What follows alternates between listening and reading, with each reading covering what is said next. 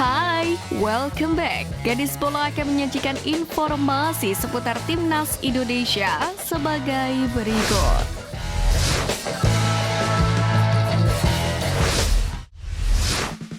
Timnas Indonesia akan melawan Irak dalam lanjutan grup F putaran kedua kualifikasi Piala Dunia 2026 zona Asia.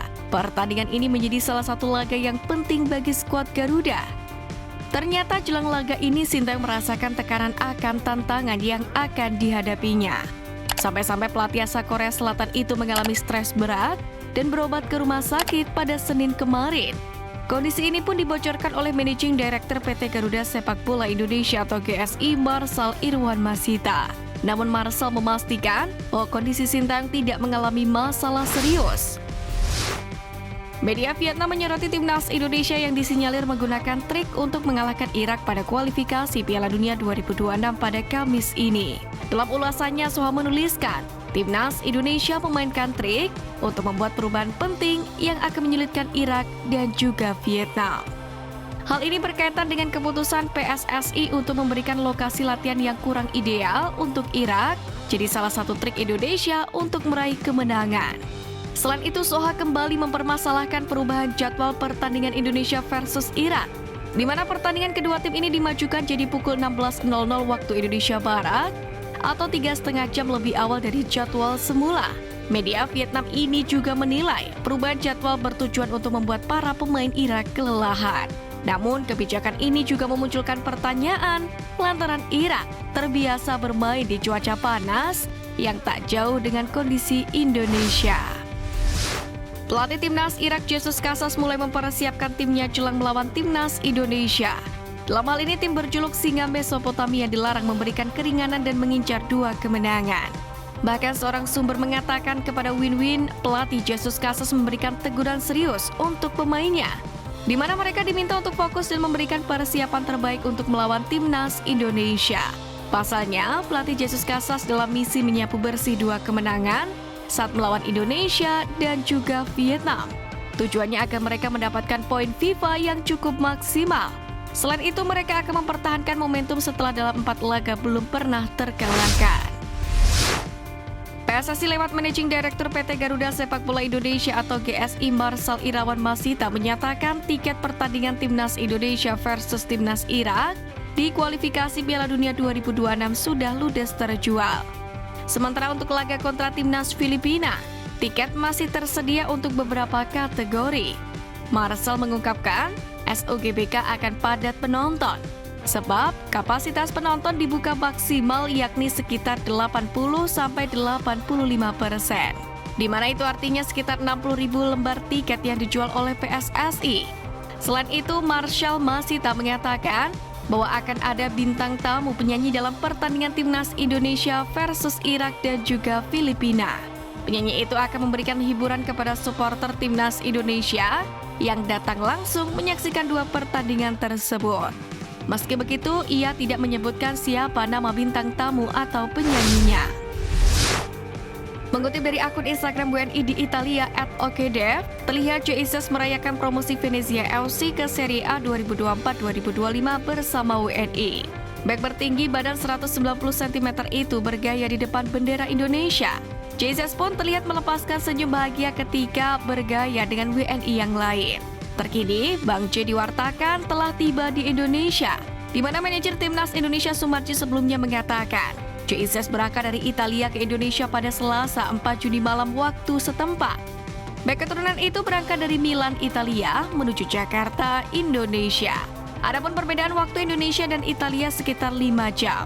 Waktu di Indonesia lebih cepat ketimbang di Italia. Sementara jarak penerbangan dari Milan ke Jakarta sekitar 16 jam. Itu berarti Jesus tiba di Indonesia pada Rabu 5 Juni siang. Meski sudah datang, Sumarji belum yakin apakah Jesus bisa bermain melawan Irak atau tidak. Sementara keputusan itu ada di pelatih Timnas Indonesia Sintayong. Ketua Umum PSSI Erick Thohir menyampaikan informasi bahwa Calvin Verdong telah resmi menjadi warga negara Indonesia. Meski begitu, Erick Thohir masih menyebut bahwa saat ini masih ada satu proses yang akan dilalui Calvin Verdong untuk bisa membela Timnas Indonesia. Dalam hal ini, pria yang juga menjabat sebagai Menteri BUMN itu menjelaskan Proses pemain NEC Nijmegen itu tinggal meminta persetujuan FIFA agar bisa debut membela skuad Garuda. Dengan selesainya proses naturalisasi ini, Calvin Verdong pun diharapkan bisa tampil membela timnas Indonesia kala menjamu Filipina, yakni dalam lanjutan grup F putaran kedua kualifikasi Piala Dunia 2026 zona Asia. Laga tersebut pun akan berlangsung di Stadion Utama Gelora Bung Karno atau SUGBK pada Selasa 11 Juni. Selesainya proses kilat naturalisasi Calvin Verdong ini tentu tak luput dari kinerja pihak terkait termasuk Presiden RI Joko Widodo.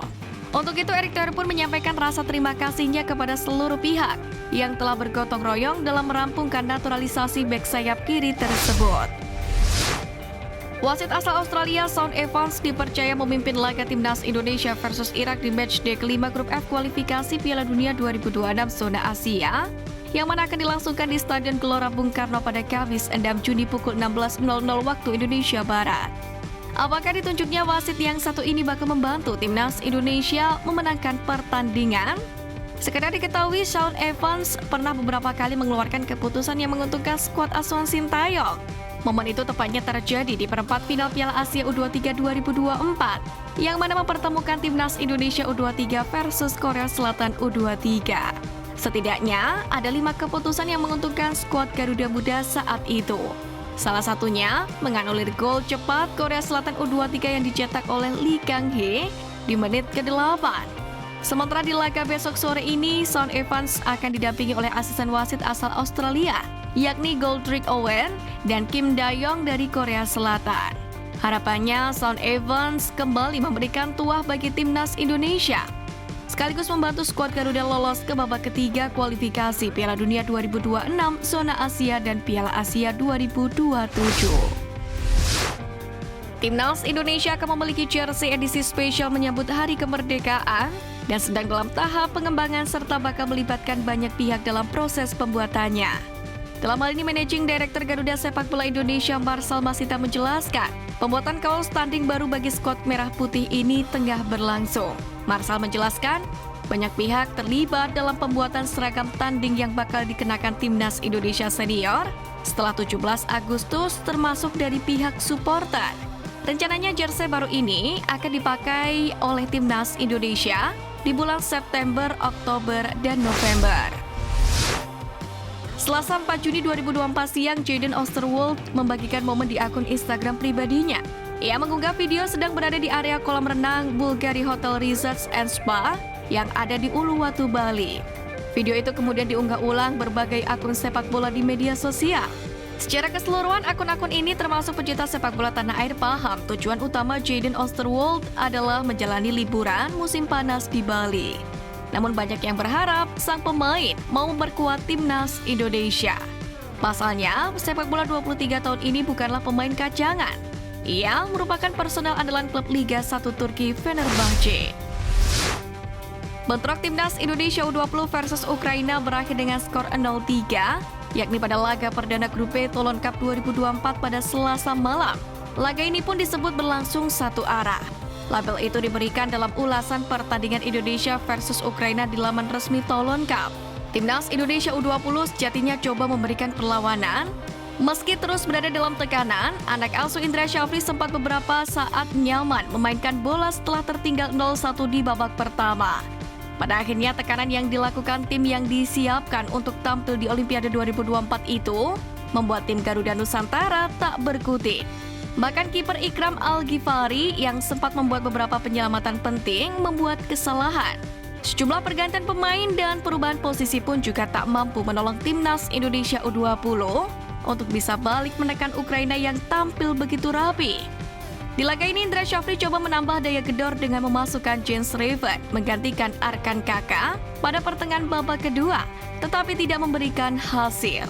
Kekalahan ini pun membuat timnas Indonesia U20 untuk sementara menempati posisi juru kunci grup B Toulon Cup 2024.